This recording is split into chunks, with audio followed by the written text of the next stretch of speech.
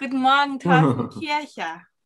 Guten Morgen. Du bist ein sehr guter Freund von mir und bist seit der ersten Stunde dabei, als ich mit meinem Wunsch, mit meinem großen Baby auf die Bühne getreten bin und gesagt habe, so, hier bin ich helfe jetzt ADHS-Kindern. Danke dafür, dass du Teil meines Werdegangs bist. Danke dafür, dass ich dich anzapfen durfte.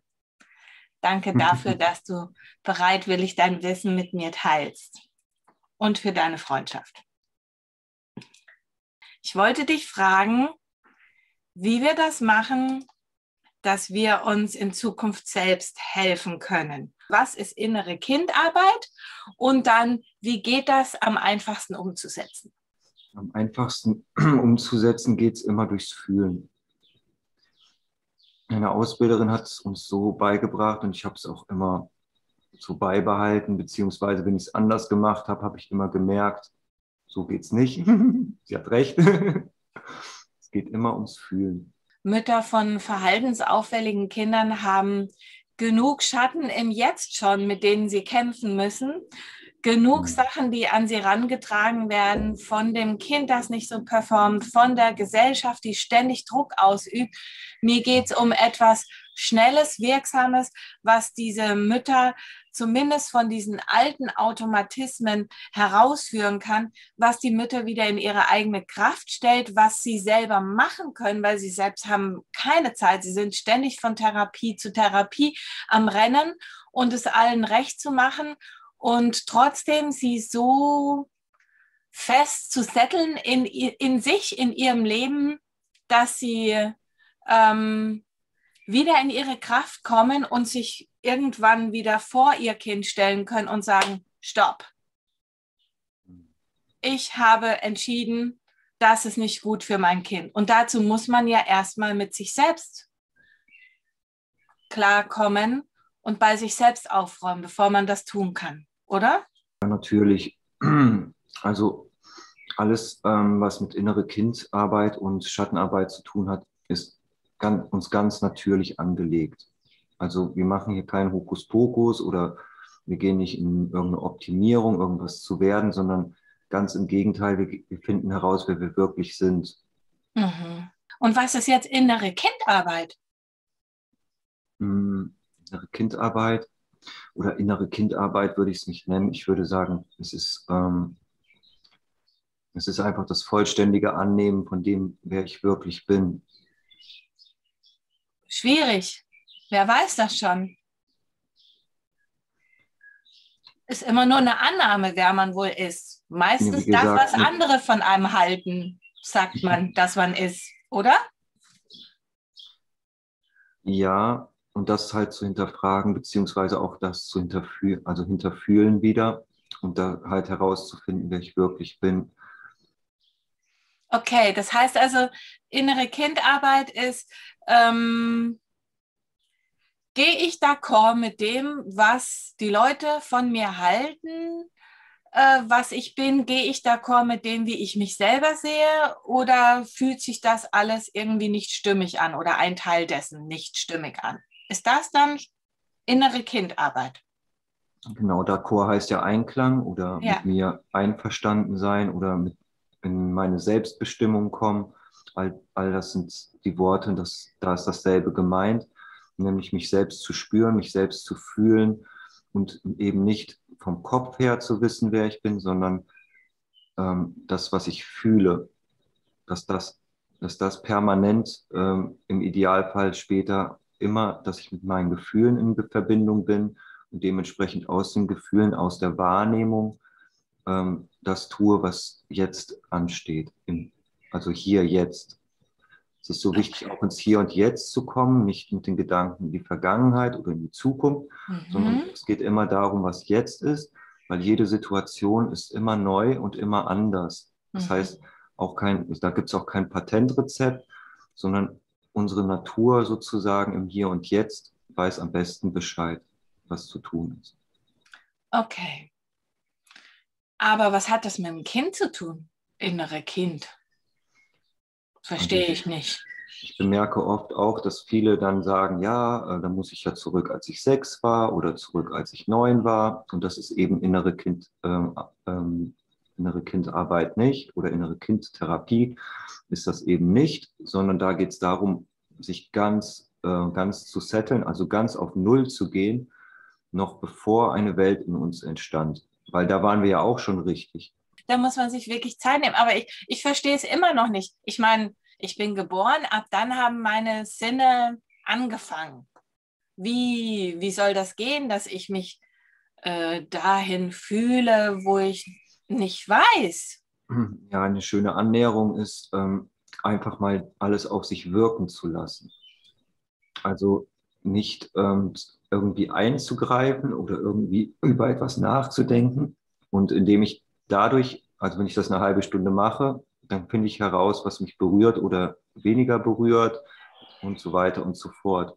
Und kann dann immer mehr nach meinem Gefühl ja, herausfinden, wie die Dinge zu tun sind, was ich machen kann. Diese Muse, das ist das Musische. Ui, ui, Und das ui. haben die Kinder noch ganz viel, also ganz viel. Also Aber die die gehen, Eltern gar nicht. Wann soll die das machen? Ah, genau, genau, jetzt sagst du was ganz, ganz Entscheidendes, dass man sich selbst auch in Ruhe lassen kann. Also viele Erwachsene lassen sich selbst nicht in Ruhe, wissen auch gar nicht mehr, wie das geht. Einfach mhm. nur mal das Leben zu genießen, wahrzunehmen, still zu sein und zu genießen. Und müssen sich dann auch noch ständig leider ablenken mit Dingen, die sie dann auch wieder nicht in Ruhe lassen, weil ihnen sonst langweilig wird. Dann ist die Langeweile sozusagen der Widerstand, der mal durchfühlt werden und so weiter und so fort, bis Also man wirklich mit allem in Einklang ist. können wir das einfacher so sagen, sich vielleicht auf die Adlerperspektive erheben, so dass man nicht mehr mittendrin in dem Schlamassel steckt, sondern dass man das einfach von einer beobachtenden Position wahrnimmt und dann quasi aus der Wertung, aus dem Verletztsein, aus allem raus ist und eigentlich, also mir geht es manchmal so, wenn ich so 3 Schritte weggehe von dieser Situation, die mich gerade eben irgendwie konfus macht, dass es eigentlich gar nicht schlimm ist. Ist es vielleicht das? Ist das vielleicht so eher zu Genau, realisieren? dann ist das schon dein Zugang. Also dann hast du jetzt schon die Stärke und auch schon einen Zugang dazu, da auf Abstand zu gehen. Das wäre dann die Vogelperspektive bei dir. Du Mhm. kannst aber nicht davon ausgehen, dass das andere können. Dann haben die vielleicht aber einen anderen Zugang, eben da rauszugehen. Dieses nicht involviert sein, das ist super, ja. Auf Aber das Distanz ist zu jetzt gehen. nicht die Vorstufe von innere Kindarbeit, oder doch?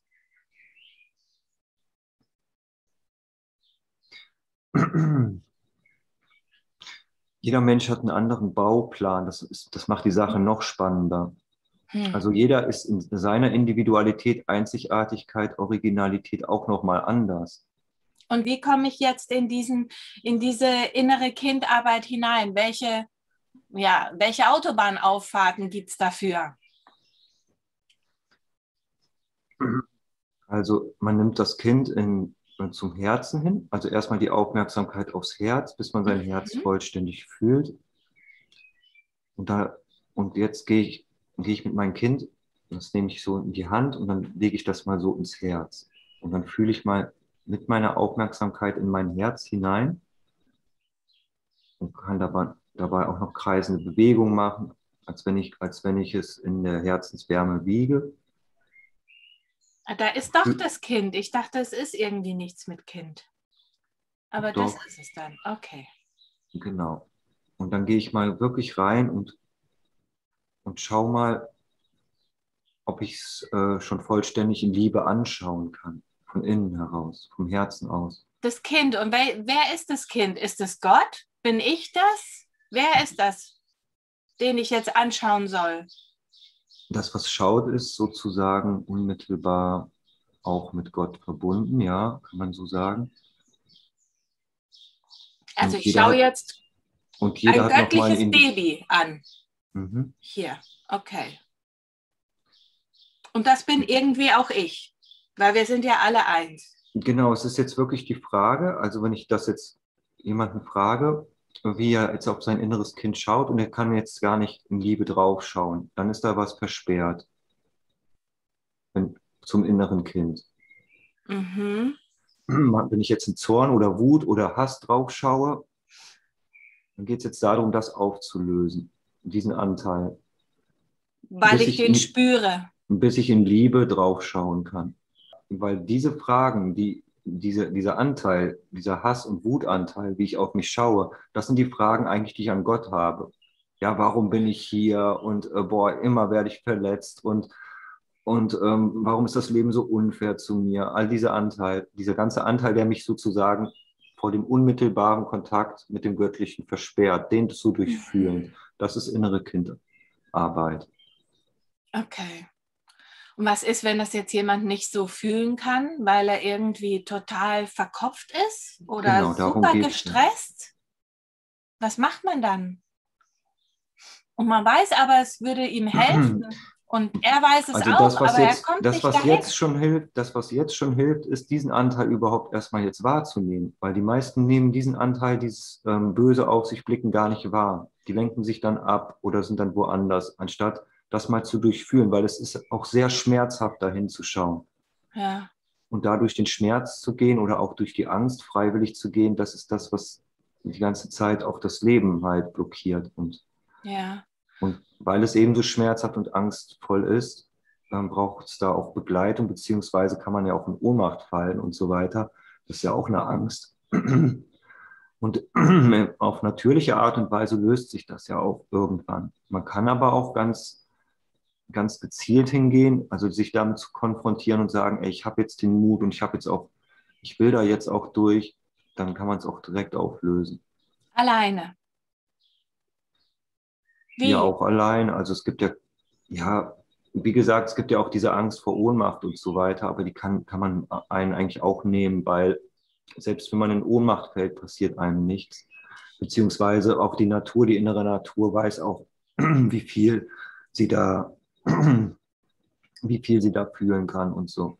Okay, so, warte mal. Wir machen jetzt einfach diese Case Study. So, ich gucke jetzt Im dieses Normalfall sage ich das jetzt mal, ja. Also im Okay. Ausnahmefall ist natürlich wichtig, dass da auch eine Begleitung Ja. ist, ja. Ja. Also wir wollen jetzt eine Anleitung geben, wie man es selber probieren kann, ja, ohne dass was Schlimmes passiert. So, ich gucke jetzt dieses Kind an, ich merke, boah, diesen Zugang zum Herzen, den finde ich nicht, irgendwas mag ich nicht an diesem Kind. Ich habe lokalisiert, okay, es ist das Gefühl, ich bin nicht liebenswert.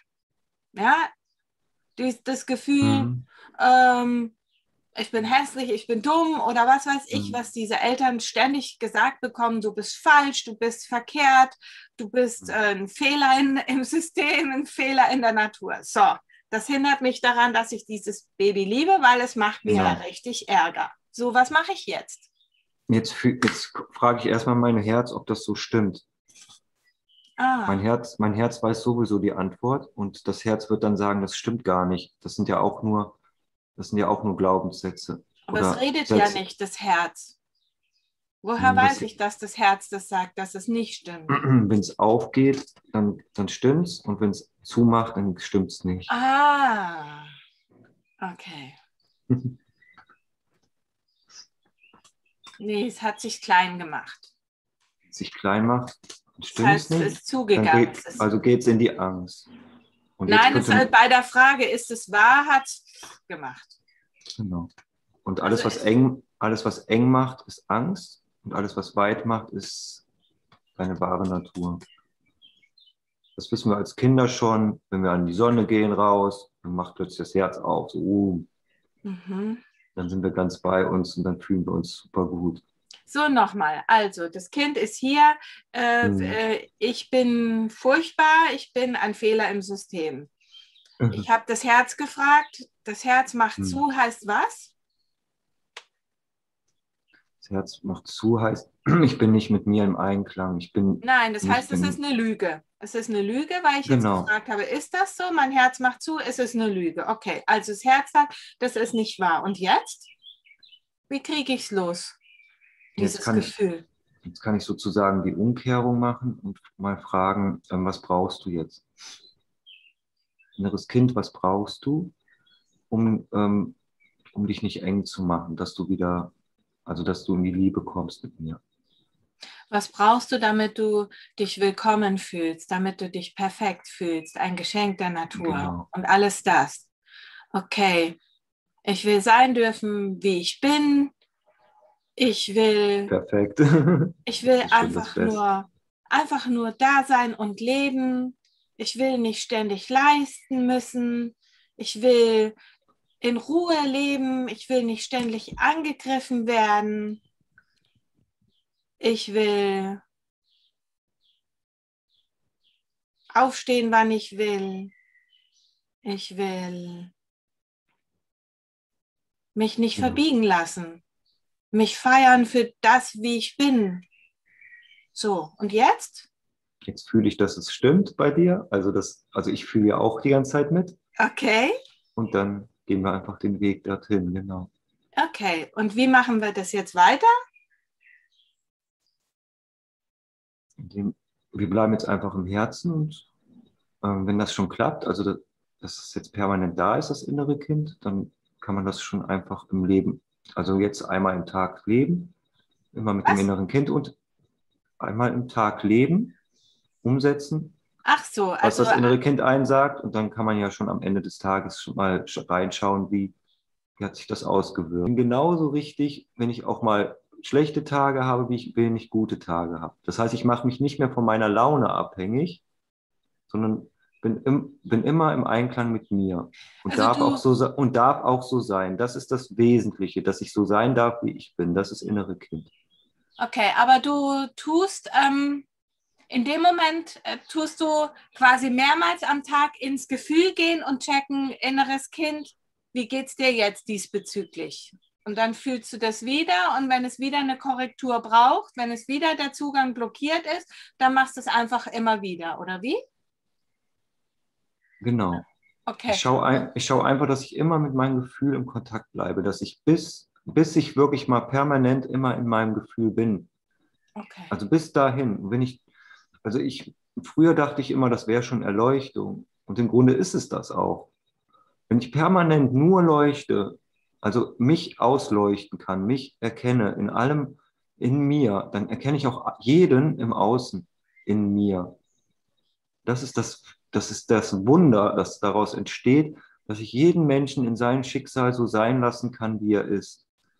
Und da kommt dann auch das permanente Mitgefühl her und die Barmherzigkeit und die Liebe zu allem, was ist und alles berührt mich. Was ist, wenn ich mich schlecht fühle? Und ich fühle mich schlecht, ich bin sauer. Meine Kinder haben mich geärgert, haben Sex nach Hause gebracht und haben auch noch blöd gelacht oder was weiß ich. Ich habe keine Ahnung, was jetzt passieren könnte, was mich jetzt so aus der Bahn wirft, aber es ist jetzt irgendwas. Oder die Nachbarin kommt und beschwert sich ungerechtfertigterweise wegen irgendwas, wo ich gar nichts für kann. So, ich bin sauer. Und jetzt? Kann ich jetzt mit dieser inneren Kindarbeit auch dagegen ansteuern oder mache ich das lieber, wenn ich wieder gechillt bin und mich wieder um die Fürsorge für dieses innere Kind kümmern kann? Also ich gucke da erstmal für Fortgeschrittene, ich gucke erstmal, für was ich dankbar sein kann. Nämlich, dass ich es nämlich mitbekomme. Weil ich könnte ja auch so unbewusst sein und sowas gar nicht mitbekommen. Und dementsprechend würde ich dann nicht mehr bewusst sein. Und das wäre viel, viel schlimmer. Man kann jetzt erstmal dankbar sein, ey, cool, ich kriege alles mit. Cool, ich bin mit mir mit meinen Gefühlen. Das heißt, ich kann intim mit mir sein. So viele Menschen können auch das nicht, noch nicht. Ne? Und jetzt kann ich erstmal dankbar dafür sein, dass ich alles mitbekomme. So, wenn das jetzt zu viel wird, dann liegt das daran, dass ich wieder nicht im Hier und Jetzt bin. Also bin ich schon wieder nicht unmittelbar mit mir im Kontakt. Genau, dann ist es, weil früher war es schon immer so und dann fange ich wieder an anzusammeln. Auf Rakete, was weiß ich, genau. Oder was denken die in der Zukunft? Ja. Und auch nicht, okay, also einfach im Jetzt sein. Jetzt, in der Wahrnehmung mit mir selbst. Und ich habe irgendwann mal gepostet, ich habe den Tipp, glaube ich, einer Klientin gegeben, die sich auch Sorgen gemacht hat, schlechtes Horoskop, Auto kaputt und gleich wird alles immer schlecht.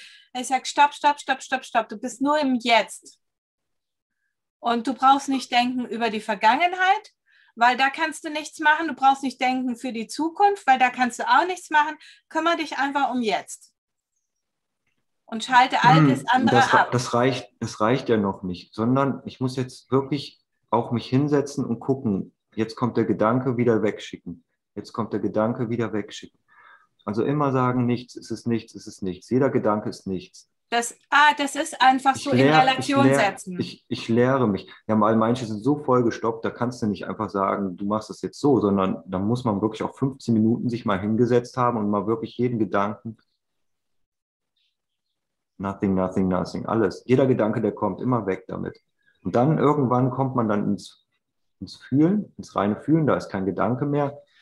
Und okay, dann kann man anfangen. Wie mache ich das mit dem Wegschicken? Das ist eine coole Strategie, wegschicken. Okay, der Gedanke an sich ist ja eigentlich meistens nur destruktiv. Also wir haben ja in den wenigsten Fällen gute Gedanken zu uns oder sonst irgendwas. Beides, auch die guten Gedanken wegschicken. Auch die wegschicken? Ja. Okay. Bis man nur noch reines Gefühl ist. So ist das innere Kind. Es ist ja reines Gefühl. Okay, wie schicke ich das jetzt am besten, am wirkungsvollsten, am schnellsten weg? Das gehört alles zur inneren Kindarbeit dazu. Stell dir einfach vor, du sitzt jetzt gerade im Sandkasten, du kennst ja deine Kinder, die spielen dann im Sandkasten und dann beobachte sie mal. Die sind komplett im Hier und Jetzt, wenn sie mit ihrem Förmchen spielen. Die haben da keine Gedanken im Außen. Ja, und da wieder hinzukommen, dann ist man so stark im Hier und Jetzt, dass man so total versunken ist. Die Buddhisten nennen das immer rechte Versenkung. Man ist total versunken in dem, was gerade ist einfach. Der Flow. Der Rest spielt überhaupt gar keine Rolle. Die Außenwelt gibt es gar nicht in dem Sinne. Und dann ist man komplett eins mit sich. Ohne Gedanken. Gut, aber die Nachbarin steht da und beschimpft mich. Und jetzt? Was mache ich jetzt? Die Schaufel nehmen und draufhauen. Das ist zu spät. Das ist nicht mehr, das hatten wir ja schon am Anfang. Das ist ja 6 Jahre und so, wo das dann anfängt mit meins und deins. Das ist schon zu spät. Das ist nicht das innere Kind. Das innere Kind ist davor schon.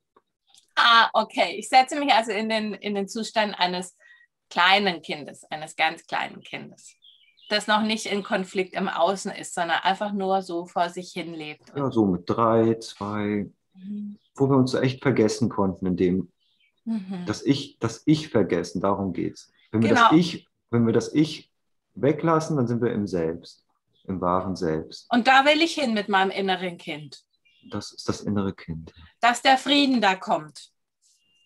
Und dass der Frieden dann da in diesem Herzen regiert. Und dass man quasi so eine Art Luftballon um sich drumherum hat. Dass einen das von außen nicht mehr so tangiert, dass es so vielleicht ein bisschen abprallt. Einfach nur wahrnehmen, freies Tanzen in sich selbst.